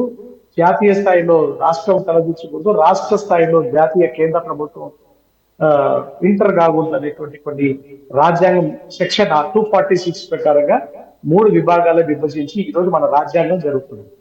సో దానికి సంబంధించి ప్రస్తుత రాష్ట్ర ప్రభుత్వం ఏదైతే రాష్ట్ర ప్రభుత్వ అధికారాలు హోంశాఖ, వైద్య శాఖ, రెవెన్యూ శాఖ, కొన్ని శాఖలన్నీ కూడా రాష్ట్ర పరిధిలోనే ఉంటాయి. ఏదైనా ఇబ్బందులు వచ్చినప్పుడు, పిటిషన్లు, కంప్లైంట్స్ ఇచ్చినప్పుడు సంబంధిత శాఖ అధికారి ఢిల్లీకి పోయి సమాధానం చెప్పుకోవాల్సి వస్తుంది. అక్కడ జాతీయ స్థాయి సంబంధిత కార్యదర్శికి పోయి వివరణ ఇచ్చుకోవాల్సినటువంటి పరిస్థితి వస్తుంది. ఇక్కడ మీరు గమనిస్తే బీఆర్ఎస్ పార్టీ అధికారంలో ఉన్నప్పుడు ఎన్నో రకాల కంప్లైంట్లు ఇచ్చినప్పుడు, ఎన్నో రకాలుగా వాళ్ళ మీద ఆక్షేపణలు వచ్చినప్పుడు సంబంధిత శాఖని జాతీయ స్థాయి కేంద్ర ప్రభుత్వము కార్యదర్శి పిలిపించి అక్షింతలు వేసి గట్టిగా మాట్లాడినటువంటి హెల్త్ డిపార్ట్మెంట్ లో జరిగినటువంటి కొన్ని విషయాలు కూడా మీరు గుర్తుంచుకోవాలని చెప్పని ఆ సందర్భంగా చెప్తున్నా. అవి వాటి జోలికి మళ్ళీ వెళ్తాం. ఇక మీరు అడిగిన ప్రశ్న మన విశ్లేషకులు మాట్లాడుతూ భారతీయ జనతా పార్టీ ఎక్కడ బీఆర్ఎస్ గవర్నమెంట్ ని ఢిల్లీ పిలిపించి వార్నింగ్ ఇచ్చి ముట్టుకాయలు వేసిన సంఘటనలు లేవు అన్నారు.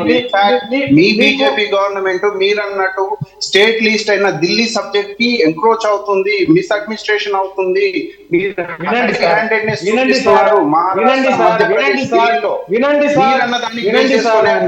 వినండి సార్, మీరు మాట్లాడితే నేను మాట్లాడితే ఏ టీవీలో వచ్చింది, ఏ మీడియాలో రాసుకోండి సార్, మీరు రాసుకోండి. అదే చేస్తున్నా అన్న, రాకేష్ గారు రాసుకుంటా, మీరు వ్యాలిడ్ గా చెప్పండి.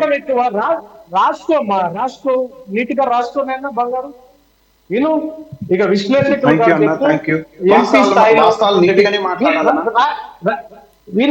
విను. మన ఇద్దరు స్టూడియోలో లేము, జూమ్ కాల్లో ఉన్నాం. వినండి, విశ్లేషకులు గారు చెప్పి ఎంపీ గారి మీద బండి సంజయ్ గారు మా పూర్వపు అధ్యక్షులు ప్రస్తుత జాతీయ ప్రధాన కార్యదర్శి మీద అటువంటి మాటలు మాట్లాడు. మీరు ఆలోచించండి, స్టేట్మెంట్ ఒకసారి చదవండి. ఆ స్టేట్మెంట్ ప్రకారంగా మాట్లాడుతున్నా.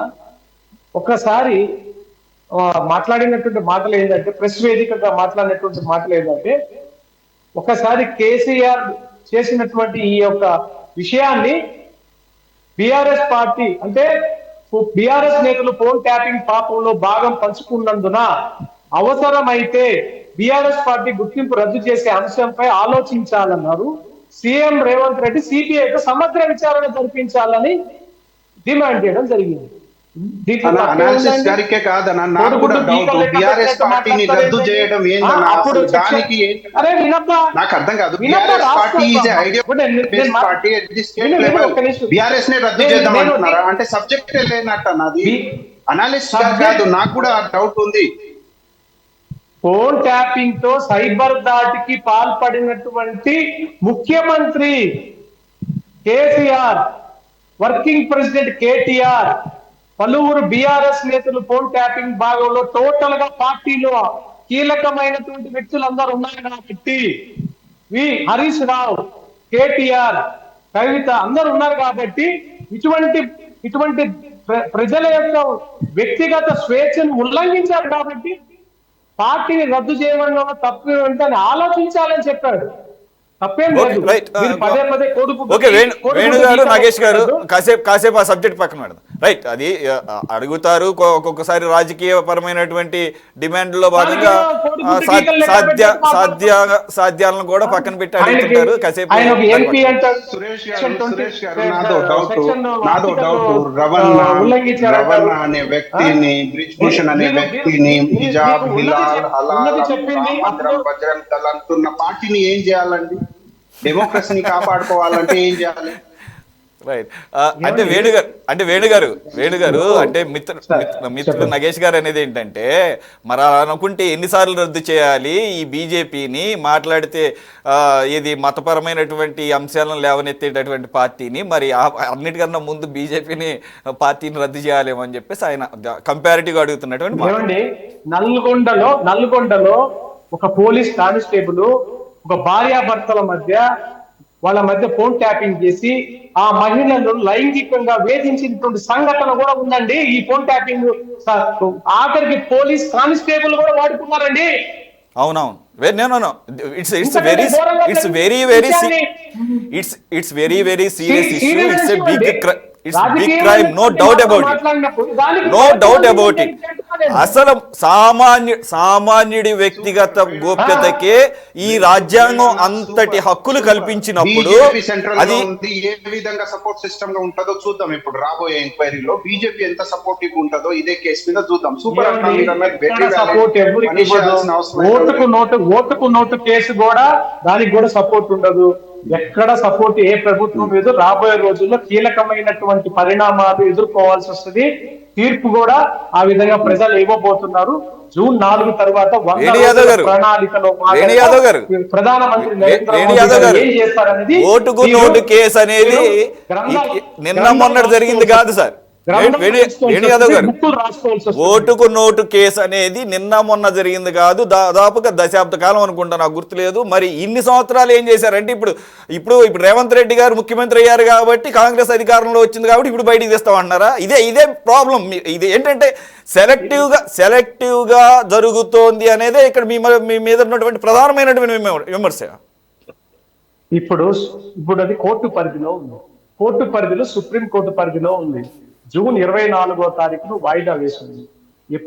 ఎప్పుడు ఏ కేసు అయినా సరే సంబంధిత కేసు కొన్ని సంవత్సరాలు, ఇప్పుడు లల్లు ప్రసాద్ యాదవ్ కేసు ఎన్ని సంవత్సరాలు నడిచింది?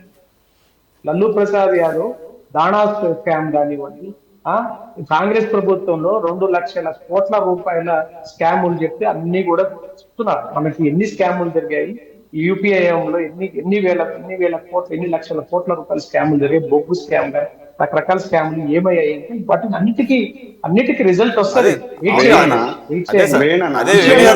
మీరు చెప్పేది వెరీ నైస్ వేణానా.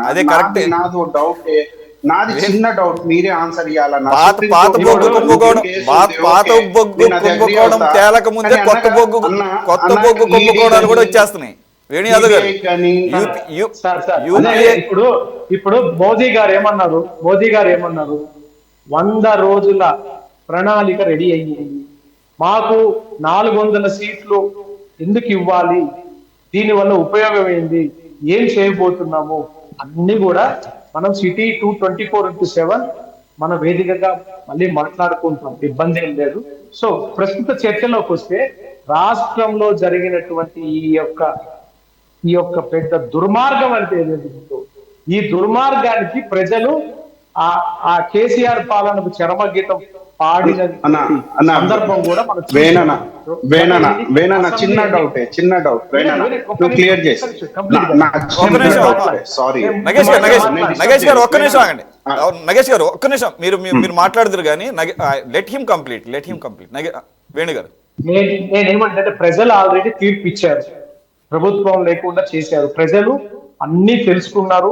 ప్రభుత్వం గురించి అవకతవకలు, ఎమ్మెల్యేల అఘాయిత్యాలు, అధికారులు, పార్టీ అధికారులు, అదేవిధంగా పార్టీ ప్రజాప్రతినిధులు కలిసి చేసినటువంటి దుర్మార్గాలన్నిటికీ గతంలో వాళ్ళకి ఇచ్చినటువంటి రిజల్ట్ కాంగ్రెస్ ప్రభుత్వాన్ని ఈరోజు తెలంగాణ రాష్ట్రంలో గద్దెనెక్కించారు.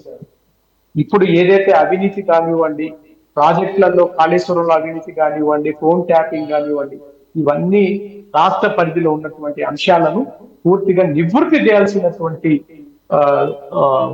అధికారాలు ప్రభుత్వానికి ఉన్నాయి. కేంద్ర ప్రభుత్వంలో లిక్కర్ స్కామ్ బయటపెట్టాము. లిక్కర్ స్కామ్ ను బయటపెట్టిన తర్వాత దానికి సంబంధించినటువంటి ఆధారాలన్నీ కూడా సేకరించి జైల్లో ఉన్నారు. ఒక ముఖ్యమంత్రి స్థాయి వ్యక్తిని కూడా జైల్లో వేసినటువంటి ప్రభుత్వము కేంద్ర ప్రభుత్వం, మోడీ గారి ప్రభుత్వం. మీరు ఒక ముఖ్యమంత్రిని మీరు గతంలో ఎప్పుడైనా సరే యూపీఐ యాప్ లో కానీ ఎక్కడైనా ఎప్పుడైనా సరే అరెస్ట్ చేయాలంటే ఎన్నో రకాల సంబంధిత విషయాలు మీరు గతంలో చూస్తుంటారు. మీకు నేను చెప్పేది ఏంటంటే, ఎటువంటి సమస్య వచ్చినా గానీ మోదీ గారి ప్రభుత్వము చాలా అలర్ట్ గా ఉంది. రాబోయే రోజుల్లో కీలక అంశాలు బయటకు వస్తే, కీలక పరిణామాలు చూస్తుంటే, ఎవరైతే మోదీ గారిని వ్యతిరేకంగా మాట్లాడి మోదీ గారి గురించి ఎవరైతే మాట్లాడిన వాళ్ళందరూ వేణుగారు మంచిదే అందరి విషయంలో కూడా అలాగే జరిగితే బానే ఉంటది. మరి ఇప్పుడు ఒక్క నిమిషం నా పాయింట్ ఏంటంటే, ఇప్పుడు మీ పార్టీలో ఉన్నటువంటి అస్సాం ముఖ్యమంత్రి ఆయన మీద కూడా ఉన్న కేసు ఎందుకని ఆగిపోయిందో, మరి ఆయన కూడా కనుక నిష్పక్షపాతంగా ఆయన మీద ఉన్నటువంటి సిబిఐ కేసు కూడా మళ్ళీ అది అలా హోల్డ్ అయ్యి ఉంది. మరి ఎందుకు అయ్యిందో తెలియదు. మీ పార్టీలో చేరగానే అది కూడా కంటిన్యూ అయ్యి, మరి అది కూడా ఏమన్నా కానీ మీరు ప్రూవ్ చేసి మా పార్టీ అయినా ఏ పార్టీ అయినా మాకు ఒకటే అని చెప్పేసి ఆయన కూడా కనుక లోపలేస్తే అప్పుడు మీ చిత్తశుద్ధిని ఖచ్చితంగా ప్రజలు ఆహ్వానిస్తారు, దాన్ని అగ్రి అవుతారు. ఏ కేసు కూడా పార్టీ సొంత నేతలైనా బయట నేతలైనా ప్రతిపక్ష నేతలైనా అమిత్ షా గారు ఇటీవల చాలా ఎగ్జాంపుల్స్ ఉన్నాయి సార్. ఆయన ఒక్కడే కాదు బెంగాల్లో సుబేందు అధికారి అవ్వచ్చు, ఓకే, అలాగే రీసెంట్గా చవాన్ అవ్వచ్చు, ఇవన్నీ కూడా మీ పార్టీలో జాయిన్ అవ్వగానే ఎందుకని ఆ కేసులు అట్లా పెండింగ్ అక్కడికి ఆగిపోతున్నాయో మీ ప్రజలకి సమాధానం చెప్పుకోవాల్సిన అవసరం ఉంది. ఎక్కడ విచారణకు సంబంధించినటువంటి అంశాలను ఒక్కసారి ఆ పర్టికులర్ కేసుకు సంబంధించిన వివరాలు మీరు చూసుకోండి. ఆ విచారణ అయితే ఎక్కడ ఆగలేదు, ఎక్కడ కూడా వారికి అనుకూలంగా తీర్పు ఇవ్వడం కూడా జరగలేదు. వాటికి సంబంధించి వాస్తవాలు ఎదురు కనపడుతున్నాయి. ఇప్పుడు మనం ఆర్గ్యూ చేసుకుంటే సరిపోతుంది కానీ వాస్తవాలు ఎదురు కనపడుతున్నాయి. ఈ సోకాల్ నేను ఎవరినైతే కోట్ చేశానో వాళ్ళు ఎప్పుడెప్పుడు మీ పార్టీలో జాయిన్ అయ్యారు, ఎన్ని సంవత్సరాల క్రితం జాయిన్ అయ్యారు, జాయిన్ అవ్వగానే ఆ కేసులు ఎందుకని అలా పెండింగ్లో ఉండిపోయినాయి అనేది నాకన్నా కూడా కోటేశ్వర గారు బాగా చెప్తారు. సార్ అయితే అదొక అంశం పక్కన పెడితే సార్, అదే ఈడీ కేసీఆర్ పేరును ప్రస్తావించడం, అలాగే బిఎల్ సంతోష్ అప్పుడు ఎవరైతే ఎమ్మెల్యేల కొనుగోలు అంశం వచ్చిందో, ఇది కవిత గురించి ఆయనకు ముందే తెలుసు, ఏం జరగబోతోందని తెలుసు కాబట్టి కవితను తప్పించే క్రమంలోనే బిఎల్ సంతోష్ని ఇరికించడం ద్వారా కేంద్ర ప్రభుత్వానికి ఒక అల్టిమేటం ఇవ్వడం ద్వారా కవితను సేవ్ చేయాలనే ఒక ఇది కూడా వార్తలు కూడా బయటకు వస్తున్నాయి. అవి మరి దానిలో భాగంగానే ఈరోజు ఈడీ లేట్ ఈవినింగ్ బయటకు వచ్చింది ఈ వార్త, కేసీఆర్ పేరును కూడా ప్రస్తావించినట్లుగా. ఎలా చూడాలి సార్ ఇవన్నీ? ఇవన్నీ కూడా బహుశా నేను అనుకోవడం, ఈ కేసీఆర్ ను కూడా సాక్షిగానో లేకపోతే మరొక విధంగానో విచారించడానికి ఈడీ పిలిచే అవకాశాలు స్పష్టంగా కనిపిస్తున్నాయి. పిలుస్తుందా లేదా అనేటువంటిది మనం తర్వాత చూడాలి. ఎందుకంటే గతంలో కూడా కవిత గారిని కూడా ఆమె నిందితురాలు కాదు, ఆమె జస్ట్ పేరు మెన్షన్ చేశారు కనుక ఆమెను విచారిస్తున్నాము లేదా సాక్షి అని ఇట్లా చెప్పి తర్వాత చివరికి నిందితురాలుగా చివర్లు చేర్చారు. అందువల్ల అదే ప్రాసెస్ లో బహుశా కేసీఆర్ కూడా అట్లా ఏమన్నా చేస్తారా అనేటువంటిది మనం చూడాల్సి ఉంది. ముందుగానే చేస్తారని గాని లేదా చేయరని గాని మనం చెప్పలేము. ఇప్పుడు బీజేపీ గురించి బ్రిజ్భూషణ్ ఆయన గురించి హైకోర్టు చెప్పాల్సి వచ్చింది. ఆయన మీద కేసు నమోదు చేయడానికి తగినటువంటి ఆధారాలు ఉన్నాయని. అంతకంటే సిగ్గుచేటైనటువంటి వ్యవహారం ఏముంటది? ఆయన ఒక సీనియర్ మామూలు వ్యక్తి కాదు, ఒక ఎంపీ, అందులోనూ ఇతర అనేక ముఖ్యమైనటువంటి బాధ్యతల్లో ఉన్నటువంటి వ్యక్తి. ఎందుకని అటువంటి పరిస్థితిని బీజేపీ తెచ్చుకుంది హైకోర్టు చేత చెప్పేంత వరకు? అందుకని ఇట్లాంటివన్నీ కూడా అనేకమైనటువంటి కథలు ఉన్నాయి. వాషింగ్ పౌడర్ నిర్మాల గురించి అందరికీ తెలుసు. ఇక్కడ నేను బండి సంజయ్ గారి గురించి నేను మళ్ళా అడుగుతున్నాను. నేను సరే, మన మిత్రుడు చెప్పినట్టు ఇటువంటి అవకాశం ఉందేమో పరిశీలించాలని అడుగుతున్నారు. ఎవరిని అడిగారు? ఎవరికి ఫిర్యాదు చేయాలి? కేంద్ర ఎన్నికల కమిషన్ కి ఫిర్యాదు చేయాలి. చేశారా? చేయలేదు. ఒకటి, ఇటువంటి అవకాశాన్ని పరిశీలించమని అఫీషియల్ గా రాయాలి కదా బీజేపీ, ఆయన సొంతంగా కానీ లేదా బీజేపీ తరఫున కానీ. ఇంతవరకు రాసినట్టు ఎక్కడ మనకి చెప్పలేదు. మీడియాలో మాత్రం మాట్లాడారు. ఓకే, అది అయిపోయింది. దాని వరకు అంగీకరిద్దాం. నేనేమంటున్నానంటే, స్వయంగా తన ఫోను ట్యాప్ చేశారని చెప్పినటువంటి పెద్ద మనిషి, అదే విధంగా మన మిత్రుడు చెప్పినట్టు నల్గొండ జిల్లాలో ఒక కానిస్టేబుల్ ఒక ఫ్యామిలీ గురించి చేసినటువంటి. ఎందుకు అంటే ఇది కేంద్ర చట్టం. ఇది రాష్ట్రాలకి టెలిగ్రాఫ్ చట్టాలు లేవు, కేంద్ర చట్టం.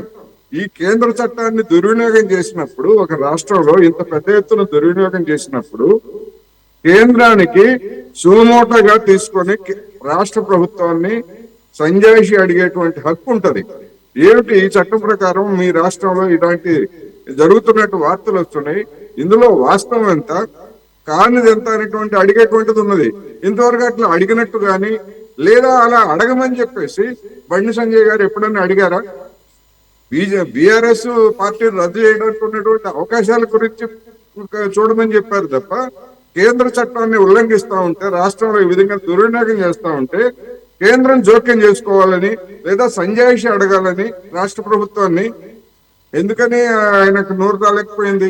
ఇది నా ప్రశ్న. అంటే జాతీయ స్థాయిలో ఉన్న పెగాసిస్ అంశం రాష్ట్ర స్థాయిలో తెలంగాణ చేసుకోవచ్చు అని ఏమన్నా విసులుబాటు ఏమన్నా కల్పించింది అనుకోవాలేమో.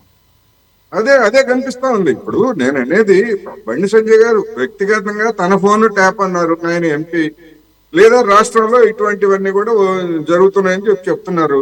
మరి కేంద్రానికి ఈ విషయాన్ని ఎందుకని కేంద్రానికి ఫిర్యాదు చేయలేదు? చట్టం కేంద్రానికి, రాష్ట్రానికి టెలిగ్రాఫ్ చట్టం లేదు కదా. ఆ చట్టాన్ని ఇక్కడ రాష్ట్రంలో ఎట్లా వినియోగించాలి అనేటువంటి మార్గదర్శకాలు ఉన్నాయి, దానికి సంబంధించినటువంటి విధి విధానాలు ఉన్నాయి. దానికి అనుగుణంగా చేయట్లేదు. దానికి విరుద్ధంగా చేసినప్పుడు మరి కేంద్ర చట్టాన్ని ఈ విధంగా దుర్వినియోగం చేస్తా ఉంటే బీజేపీ ఎందుకని కంప్లైంట్ చేయలేదు గతంలో? అంటే దాని అర్థం ఏంటి? బీజేపీను బీఆర్ఎస్ రెండు కొల్లుడై ఉన్నాయా, లేకపోతే ఏమిటి? ఎందుకని స్పేర్ చేశారు? ఇది కదా ప్రశ్న. ఇప్పటికైనా చెప్పాలి బీజేపీ. వ్యక్తిగతంగా చర్చలో ఉన్నటువంటి ఆ మిత్రుడు చెప్పమని కాదు, బీజేపీ మీద ఒక రాజకీయ పార్టీగా, ఒక ఎంపీగా అటువంటి బాధ్యత ఉన్నది. ఎందుకని మీరు చేయలేదు ఇంతవరకు? ఇప్పుడు చేస్తున్నారు, మంచిదే. ఫోన్ ట్యాపింగ్ ఖండిస్తున్నారు, ఫోన్ ట్యాపింగ్ చర్యలు తీసుకోవాలని చెప్తున్నారు, మంచిదే. కానీ మీరు ఎందుకని కేంద్రానికి దుర్వినియోగం గురించి గతంలో చేయలేదు అనేది ప్రశ్న.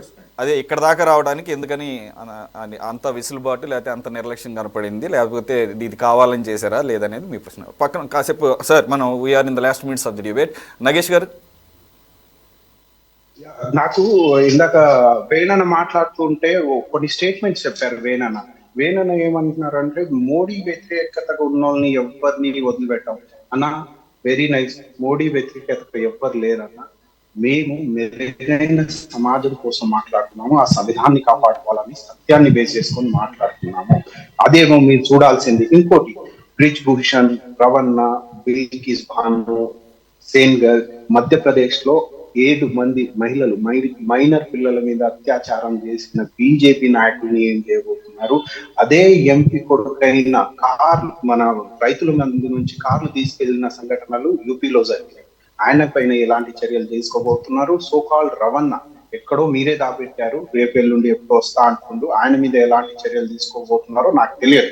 కానీ ఇక్కడ అన్న మీరు గ్రహించాల్సింది ఏంటంటే, ఈడీ కానీ, సిబిఐ కానీ, ఐటీ కానీ ఏ స్ట్రాంగ్ నేషన్ కోసం పనిచేస్తుందా, ఏ స్ట్రాంగ్ బీజేపీ కోసం పనిచేస్తుందా? ఒకవేళ బీజేపీ కోసం పనిచేయట్లేదు అంటే హేమంత బిశ్వా, రైట్, హేమంత బిశ్వా నుంచి హేమంత సోరెన్ వరకు ఈ రోజు జైల్లో ఎందుకున్నారు? Strong బీజేపీయా, strong నేషనా? ఒకవేళ వాళ్ళు కరప్షన్ లో ట్రూగా ఉన్నారంటే వీళ్ళందరూ ఎందుకు బయట ఉన్నారు? బ్రిజ్ భూషణ్ ఇందాక అనాలిస్ట్ గారు అన్నారు, బ్యూటిఫుల్, ఆయన మీద బ్రిజ్ భూషణ్ మీద ఎఫ్ఐఆర్ కూడా ఫైల్ అవ్వనియట్లేదు. ఫైల్ చేయండి, దెర్ ఈస్ పొటెన్షియల్ ప్రూఫ్స్ ఉన్నాయని జుడిషియరీ అన్నంత వరకు ఇంతవరకు చేయలేదు. మీరు బిల్కిస్ భాను, ఆమెకు రేప్ జరిగిందన్న, జైలు నుంచి బయటకు వచ్చారు, వెల్కమ్ చెప్తున్నారు. మీ ఆర్ఎస్ఎస్ సోదరులు ఎలాంటి సమాజం నిర్మాణం కోసం మనం పనిచేస్తున్నామన్నా? మేము మోడీ వ్యతిరేకత కాదు, మేము మెరుగైన సమాజం పక్షాన కొట్లాడుతున్నాము. ఎవరో హిందూ, ముస్లిం, మంగళ సూత్రము, జిన్కే బచ్చే జాదా హై ఉన్కా ధన్ జాయేగా ఇలా మాట్లాడుతున్నారు. చూడండి, పేదరికంలో 80% of our population still lying. IMF hunger index, multi poverty index, ఇవన్నిట్లో మనం వర్స్ట్ పర్ఫార్మెన్స్ చేస్తున్నాము. డాలర్ పడిపోతుంది, ఎక్స్పోర్ట్ తగ్గిపోతుంది. ఓ మెరుగైన సమాజం కోసం, దేశం కోసం మాట్లాడుతున్నాము. మోడీ వ్యతిరేకత కాదు. మోడీ వ్యతిరేకత ఎప్పుడైతే చెప్తారో అదే ఈడీ, ఐటీ, సిబిఐ పని చేస్తుందా? మీరు చెప్పాలన్నా, ఇదే డిబేట్ లో చెప్పాలి. సీఎం ని అయినా మీరు లోపలేసి అరవింద్ కేజ్రీవాల్ని ఎందుకన్నా వీళ్ళు బయట రైట్. ఓకే నగేష్ గారు, రైట్, మనకు సమయం ఎక్కువ లేదు, మళ్ళీ ఇప్పుడు చర్చిద్దాం. ఇక లాస్ట్ బీజేపీతో కంక్లూడ్ చేసేద్దాం. వేణు గారు ఒక 1 minute సార్ 1 minute టైం ఇచ్చారు. Thank you very much. నేను ఏమంటున్నానంటే అసలు వీళ్ళకి ప్రశ్నించే అవకాశమే లేదండి. 60-70 సంవత్సరాల్లో ఎన్ని వేల కోట్ల రూపాయలు, లక్షల కోట్ల రూపాయలు కుంభకోణాలు జరుగుతుంటే అధికారులు అసలు ఇప్పుడు ఈడీ కానివ్వండి, సిబిఐ కానివ్వండి, రాజ్యాంగ సంబంధిత స్వయం ప్రతిపత్తి అధికారాలు కనీసం పని కూడా చేయలేదండి. పని కూడా చేయలేదు వీళ్ళు. ఈ రోజు పని చేస్తున్నాయి. ఎన్ని లక్షల కోట్ల రూపాయలు, దాదాపు 1,00,000 కోట్ల రూపాయలు ఈ రోజు సీజ్ చేసినటువంటి దాఖలాలు ఈడీ ఉంది. కేసులు ఏమైతాయి అనేది పక్కన పెట్టండి. ఈ రోజు జరిగినటువంటి కుంభకోణాల విషయంలో కానీ, ఇంకోటి ఏంటంటే ఈ రోజు ఆ దర్యాప్తు సంస్థలు పని చేస్తున్నాయి. ఇంకా దానికి మంచి పవర్స్ రావాలి. భవిష్యత్తులో ఇంకా కొన్ని రాజ్యాంగంలో కొన్ని సవరణలు తీసుకురావాలి. సంబంధిత అవినీతి సంబంధించినటువంటి దేశంలో ప్రక్షాళనలు కావాలంటే ఏం జరగబోయేది అనేది 2024 June 4 తర్వాత 100 days లో మీకు అన్ని సమాధానాలు దొరుకుతాయి నగేష్. అట్లాగే విశ్లేషకులు సార్ గారికి కూడా అన్ని కూడా 100 రోజుల్లో కంప్లీట్ గా అన్ని వస్తాయని చెప్పని రాబోతున్నాయి. We will meet and discuss again. Thank you very much for joining. Venu Yadav గారు, అలాగే నగేష్ గారు, కోటేశ్వరరావు గారు, అలాగే రజిత రెడ్డి గారు. ఇది వాళ్ళ స్పెషల్ డిబేట్. మరో అంశంతో మళ్ళీ కలుద్దాం. Stay tuned to City 24/7.